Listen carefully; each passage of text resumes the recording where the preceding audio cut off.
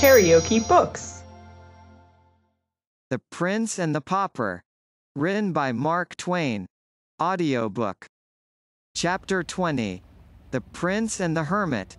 The high hedge hid him from the house, now, and so, under the impulse of a deadly fright, he let out all his forces and sped toward a wood in the distance. He never looked back until he had almost gained the shelter of the forest. Then he turned and descried two figures in the distance. That was sufficient. He did not wait to scan them critically, but hurried on, and never abated his pace till he was far within the twilight depths of the wood.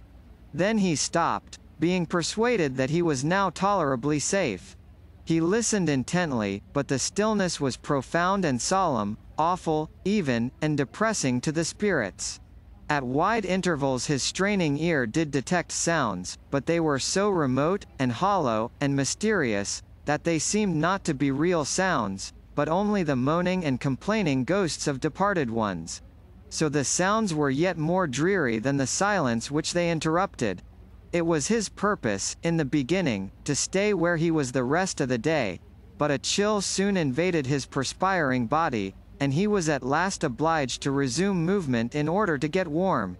He struck straight through the forest, hoping to pierce to a road presently, but he was disappointed in this. He traveled on, but the farther he went, the denser the wood became, apparently. The gloom began to thicken, by and by, and the king realized that the night was coming on. It made him shudder to think of spending it in such an uncanny place, so he tried to hurry faster, but he only made the less speed, for he could not now see well enough to choose his steps judiciously. Consequently he kept tripping over roots and tangling himself in vines and briars.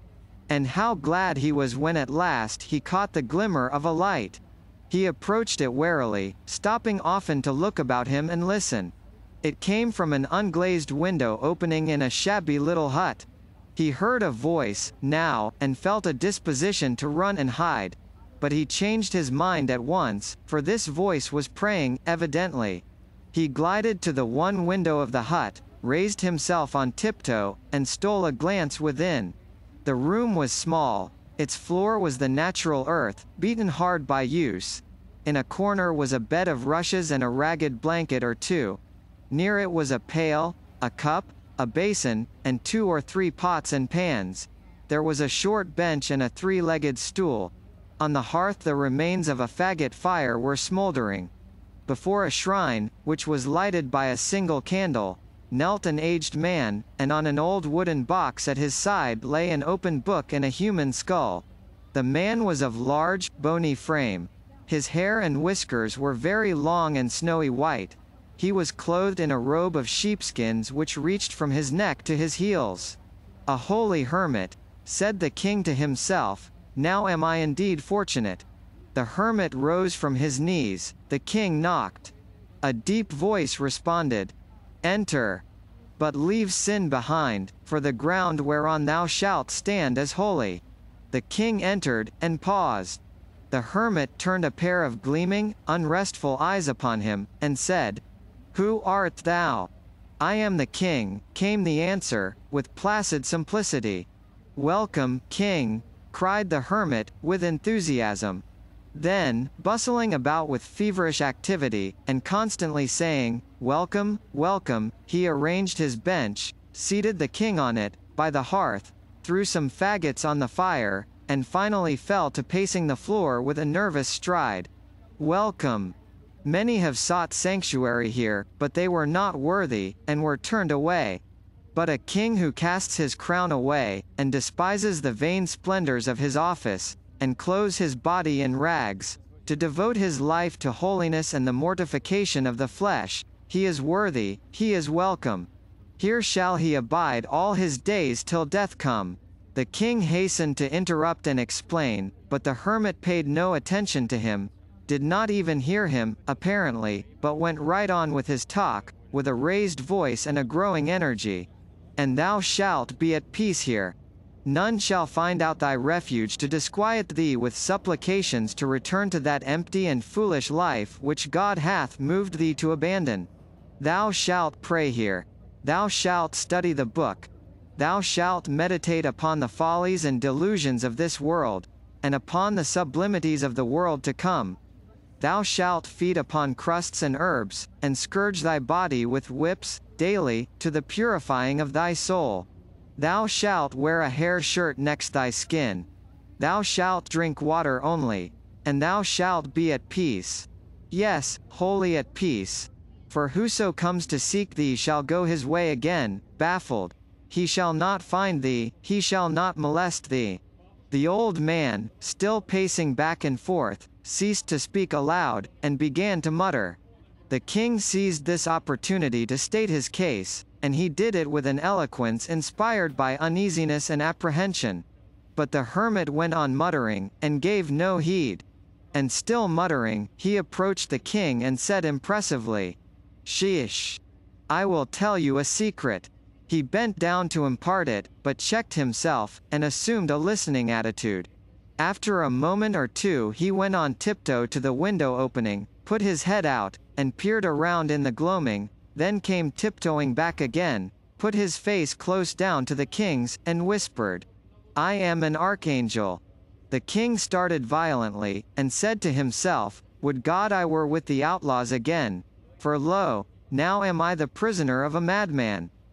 His apprehensions were heightened, and they showed plainly in his face. In a low excited voice the hermit continued, "I see you feel my atmosphere. There's awe in your face. None may be in this atmosphere and not be thus affected, for it is the very atmosphere of heaven. I go thither and return, in the twinkling of an eye. I was made an archangel on this very spot, it is 5 years ago, by angels sent from heaven to confer that awful dignity. Their presence filled this place with an intolerable brightness. And they knelt to me, king. Yes, they knelt to me. For I was greater than they. I have walked in the courts of heaven, and held speech with the patriarchs. Touch my hand, be not afraid, touch it. There, now thou hast touched a hand which has been clasped by Abraham and Isaac and Jacob. For I have walked in the golden courts, I have seen the deity face to face." He paused, to give this speech effect. Then his face suddenly changed, and he started to his feet again saying, with angry energy, "Yes, I am an archangel, a mere archangel. I that might have been pope. It is verily true. I was told it from heaven in a dream, 20 years ago. Ah, yes, I was to be pope. And I should have been pope, for heaven had said it, but the king dissolved my religious house, and I, poor obscure unfriended monk, was cast homeless upon the world, robbed of my mighty destiny." Here he began to mumble again, and beat his forehead in futile rage, with his fist, now and then articulating a venomous curse, and now and then a pathetic, "Wherefore I am not but an archangel, I that should have been pope." So he went on, for an hour, whilst the poor little king sat and suffered. Then all at once the old man's frenzy departed, and he became all gentleness. His voice softened, he came down out of his clouds, and fell to prattling along so simply and so humanly, that he soon won the king's heart completely. The old devotee moved the boy nearer to the fire and made him comfortable, doctored his small bruises and abrasions with a deft and tender hand, and then set about preparing and cooking a supper, chatting pleasantly all the time, and occasionally stroking the lad's cheek or patting his head, in such a gently caressing way that in a little while all the fear and repulsion inspired by the archangel were changed to reverence and affection for the man. This happy state of things continued while the two ate the supper.